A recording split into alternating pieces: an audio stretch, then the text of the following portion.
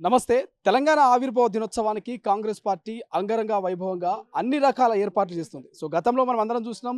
BRS party 9 ఏళ్లకే దశాబ్ది ఉత్సవాలు నిర్వహించింది ఎన్నికల సమయంలో. కానీ 10 ఏళ్లు సంపూర్ణంగా నిండుతున్నటువంటి సందర్భంగా సోనియమ్మను తెలంగాణకు ఆహ్వానిస్తున్నామంటూ కాంగ్రెస్ పార్టీ దశాబ్ది ఉత్సవాల పేరిట తెలంగాణ ఆవిర్భావ దినోత్సవాన్ని నిర్వహిస్తూ ఉన్నది. ఈ నేపథ్యంలోనే ఏదైతే రాష్ట్ర గేయమైనటువంటి జయ జయ తెలంగాణలో మార్పులు కావచ్చు, అదేవిధంగా రాష్ట్ర చిహ్నంలో కొన్ని మార్పులు కావచ్చు, కొంత వివాదాస్పదంగా మారింది, కొంత ప్రశంసలు కూడా తీసుకుంటుంది అధికార పార్టీ. ఇదే అంశం మీద మాట్లాడదాం. ప్రస్తుతం మనతో పాటు GHMC floor leader Congress party నాయకులు దర్పల్లి రాజశేఖర్ గారు ఉన్నారు. రాజశేఖర్ గారు, మీరు అంగరంగ వైభవంగా సోనియమ్మ ఆ రోజు తెలంగాణ ఇచ్చింది, ఆమెను తెలంగాణకు పిలవాలి, ఆమెను సన్మానించాలంటూ ఒక కార్యక్రమాన్ని పెట్టుకున్నారు. దీనికి ప్రతిపక్షాల నుంచి అనేక విమర్శలు. మొన్ననేమో కిషన్ రెడ్డి బలిదేవతను ఎందుకు ఆహ్వానిస్తున్నారు అంటారు, ఇప్పుడేమో రాష్ట్ర గేయంలో మార్పు ఎట్లా చేస్తారు, చిహ్నంలో మార్పు ఎట్లా చేస్తారంటూ అటు కేటీఆర్ కావచ్చు, ఇంకా ఇతర నాయకులు కామెంట్లు చేస్తున్నారు. ఎట్లా చూస్తారు? ఇప్పుడు పాటల మార్పులు చేర్పులు అనేది ఆ కవి మీద డిపెండ్ అయి ఉంది కదా. అంటే వీళ్ళందరికీ ఏంటంటే అంత వీళ్ళు పైసలలో ఉన్న వాళ్ళు తన తిరిగినారు కదా.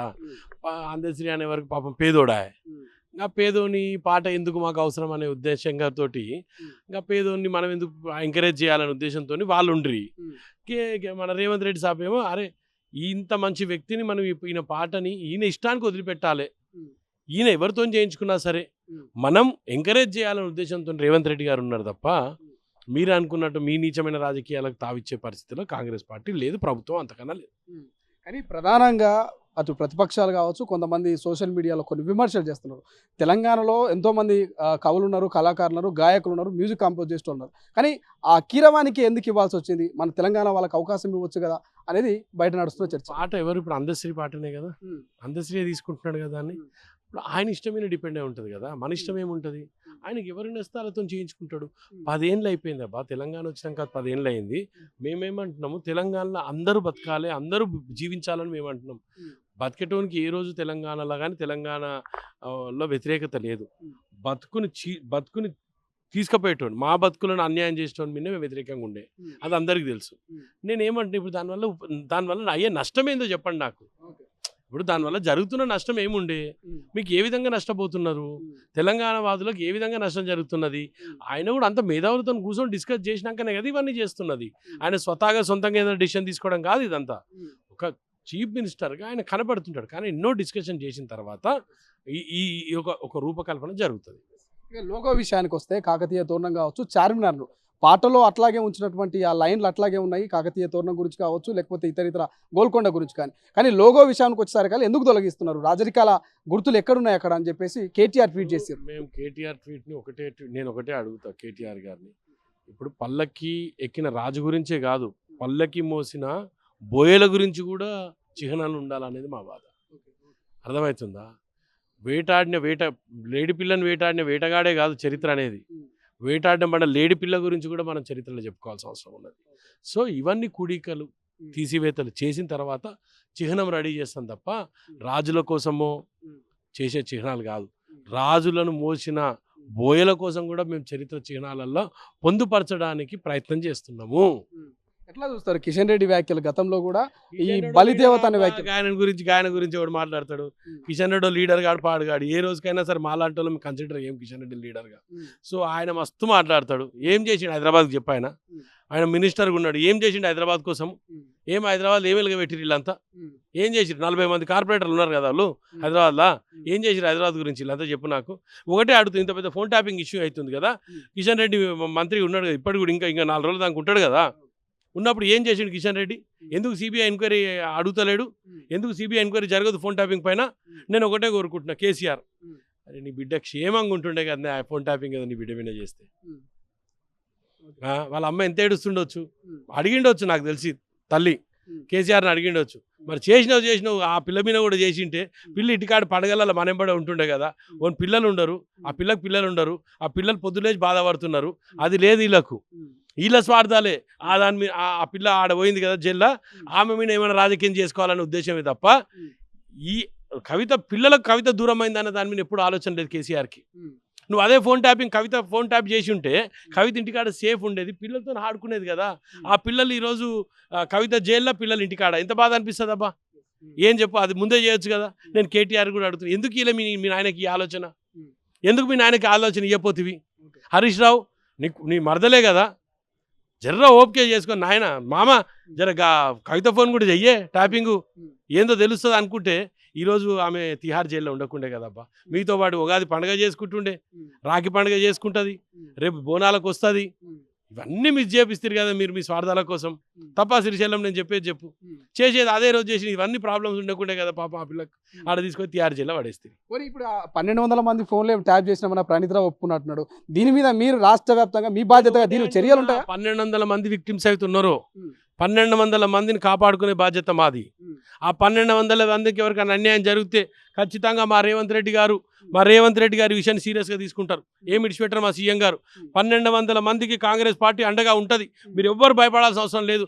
అదేవిధంగా కొంతమంది పోలీస్ ఆఫీసర్లను కూడా బలి తీసుకున్నారు, వీళ్ళు బలి పశువులను చేసుకున్నారు. వాళ్ళు నిజంగా వాళ్ళ స్వార్థం కోసం చేయనట్టు ఉంటే ఖచ్చితంగా రేవంత్ రెడ్డి గారు వాళ్ళ మీద కూడా సానుకూలంగా స్పందించి వాళ్ళకు కూడా ఎవరికి ఇబ్బంది కాకుండా చూడాల్సిన బాధ్యత కూడా ప్రభుత్వానికి ఉన్నది. ఎందుకంటే ఒక శ్రీశైలం స్వార్థం కోసం, ఒక కేసీఆర్ స్వార్థాల కోసం నడిచే వ్యవస్థలు కాకూడదు ఈ వ్యవస్థలన్నీ కూడా. నేను ఒకటే కోరుకుంటా, ఇంతకుముందు కూడా చెప్పినా నేను, కేటీఆర్ నువ్వు ముందే చెప్పింటే మీ చెల్లెలో అక్కనో సేఫ్ అవుతుండే. ఇట్లా ఎంతోమంది జీవితాలు సేఫ్ అవుతుండే. ఎంతోమందిని టార్గెటెడ్గా చేసిర్రు, ఎంతోమందిని బ్లాక్మెయిల్ చేసిండ్రు, ఎంతోమంది హీరోయిన్ల జీవితాలతో ఆడుకున్నారు, ఎంతోమంది యాక్ట్రెస్, ఎంతోమంది వ్యక్తిగత ఇండస్ట్రియలిస్టులతో ఆడుకున్నారు. ఇవన్నీ మీరు చేయాల్సింది తెలంగాణలో. ఇదా తెలంగాణ ఎక్స్పెక్ట్ చేసింది ఇన్ని రోజులు 10 సంవత్సరాలుగా తెలంగాణ ఇదా మేము చూడాల్సిన తెలంగాణ. ఇవన్నిటిని మేము ఖచ్చితంగా దీని మీద ఎంక్వైరీ జరుగుతుంది. ఏ ఒక్కరిని కూడా వదిలిపెట్టాం. అదేవిధంగా విక్టిమ్స్ ఎవరైతే ఉన్నారో, ఈ ఫోన్ ట్యాపింగ్ విక్టిమ్స్ ఎవరైతే ఉన్నారో వాళ్ళందరూ కూడా న్యాయం జరిగే విధంగా ఇస్తాం. న్యాయం అంటే గుర్తొచ్చింది, ఆఖరికి జడ్జిలను కూడా వదలలేదు కేసీఆర్. జడ్జిలను కూడా వదలలేదు. జడ్జిల మీద కూడా మీరు ఫోన్ ట్యాపింగ్ చేస్తారా? శ్రీశైలం ఎంత దారుణం ఇది. ఏం వ్యవస్థలు ఉన్నాం మనం? ఇదా మనం ఎక్స్పెక్ట్ చేయాల్సిన తెలంగాణ. ఖచ్చితంగా ఒక టైం వస్తుంది, అదే న్యాయ వ్యవస్థలా మీరు దోషులుగా నిల్చోబడతారు. దాంతో పాటుగా ఇక కొంతమంది ఉద్యమకారులు కావచ్చు, కొంతమంది సీనియర్ జర్నలిస్టులు, నిన్న పాశం యాదగిరి కావచ్చు, ఇంకొంతమంది ఉద్యమకారులు ఈ అంశాలని కొన్నింటిని వ్యతిరేకిస్తున్నారు. కొంతమంది ఉద్యమకారులు పట్టించుకోవట్లేదు. కాంగ్రెస్ గత ప్రభుత్వం చేసిన తప్పు చేస్తున్నది. వాళ్ళ 550 మందిని గుర్తించారు, 1200-1500 మంది అమరులు అయితే ఈ మిగతా కుటుంబాలని కాంగ్రెస్ కూడా ఎందుకు గుర్తించలేకపోతున్నది అనేది ఒక ప్రశ్న. అవన్నీ కూడా టైం అన్ని తీసుకుంటున్నారు. కమిటీ వేసిండు, చాలా మంది మేధావులతో కూడుకున్న కమిటీ ఉంటుంది. దాంట్లో ఇప్పుడు 10 మంది పేరు వచ్చి ఇప్పుడు అన్నిట్లలో కూడా ఇప్పుడు ఇంతమంది టికెట్ల కోసం కొట్లాడారు కాంగ్రెస్ పార్టీలో. 119 టికెట్లే ఇచ్చినాం, 1000 మంది కొట్లాడారు, రాలే టికెట్లు వాళ్ళకు కూడా. ఇట్లనే ఇప్పుడున్న జాబితాను కూడా ఖచ్చితంగా అమెండ్ చేసుకుంటారు. ఏదో విధంగా వాళ్ళందరినీ దానిలోకి తీసుకొస్తారు. నేను ఇంకోటి అడుగుతున్నా, ఈ దేశపతి శ్రీనివాస ఏం పేరు ఆయనది, ఆయన కూడా మాట్లాడుతాడా? నువ్వు అంతపురం రాజులకి నువ్వు తాపేదారు, నువ్వు ఉంటావాడా, నువ్వు కూడా మాట్లాడితే ఎట్లా నాకు ఇది వచ్చి ఇవన్నీ కూడా. అందశ్రీ పేదోడు అన్నందుకే మీకు ఇంత కోపం వస్తుంది. ఏమి ఇబ్బంది చేసిండు అందశ్రీ? మీకు అందశ్రీ వల్ల జరుగుతున్న ఇబ్బంది ఏందో మాకు చెప్పండి అసలు. ఫస్ట్ ఆఫ్ ఆల్ ఆయన నుంచి మీకేం ఏం ఈర్చేందుకు ఆయన మీద మీకు అనేది అది శ్రీశైలం. ఇవన్నీ కాదు వ్యవస్థల, ఇవన్నీ జరుగుతుండే ఒక పార్ట్ వ్యవస్థల. సోనియా గాంధీని ఆహ్వానిస్తున్నారు, ముఖ్యమంత్రి గారు కూడా ఆహ్వానించడానికి వెళ్ళినటువంటి తీరు ఎట్లా ఉండబోతుంది? వేదిక మీద ఏమైనా ఒక ప్రణాళిక వచ్చిందా బయటికి? బ్రహ్మాండమైన వేడుకలు జరుగుతాయి. కనివినర్ ఎరగని రీతిలో పొద్దున పూట అక్కడ పతాకావిష్కరణ జరుగుతుంది. అదేవిధంగా అక్కడ సాంస్కృతిక కార్యక్రమాలు ఉంటాయి. ఈవినింగ్ ట్యాంక్ బండ్ దగ్గర పెద్ద కార్నివల్ ఏర్పాటు చేస్తాం. తెలంగాణ కార్నివల్ అని ట్యాంక్ బండ్ పైన కార్నివల్ ఏర్పాటు చేస్తున్నాం. అన్నీ కూడా జిహెచ్ఎంసీ కూడా శానిటేషన్ విభాగం కానివ్వండి, హెల్త్ విభాగం కానివ్వండి, వాటర్ వర్క్స్ డిపార్ట్మెంట్ కానివ్వండి, అన్ని ఏర్పాట్లు కూడా బ్రహ్మాండంగా చేస్తుంది. రాబోయే 2 తారీఖు నాడు హైదరాబాద్ వైభవంగా ఉంటుంది. దాంతోపాటు 4న రిజల్ట్ ఉన్నది. ఇది లోక్సభ ఎన్నికలు, ఎందుకంటే మీరు అధికారంలోకి వచ్చింది అసెంబ్లీ ఎన్నికల్లో మెజారిటీ ఆఫ్ సీట్లతోటి. సో లోక్సభ ఎన్నికలతో ఆ మెజారిటీ ఆఫ్ సీట్లతో ఢిల్లీలో అధికారంలోకి వచ్చే అవకాశం ఉందా? ఖచ్చితంగా కాంగ్రెస్ పార్టీ రాహుల్ గాంధీ గారి నాయకత్వంలో ఈ దేశంలో కాంగ్రెస్ పార్టీ అధికారంలో రాబోతుంది. 4 తారీఖు నాడు సాయంత్రం రాహుల్ గాంధీ గారు అఖండమైన మెజారిటీతో ఆయన గెలుస్తున్నారు. అదేవిధంగా దేశవ్యాప్తంగా కాంగ్రెస్ పవనాలు వీస్తున్నాయి. అలైడ్ ఎవరైతే ఇండియా కూటమి ఉందో రానున్న కాలంలో అధికారంలోకి రాబోతుంది.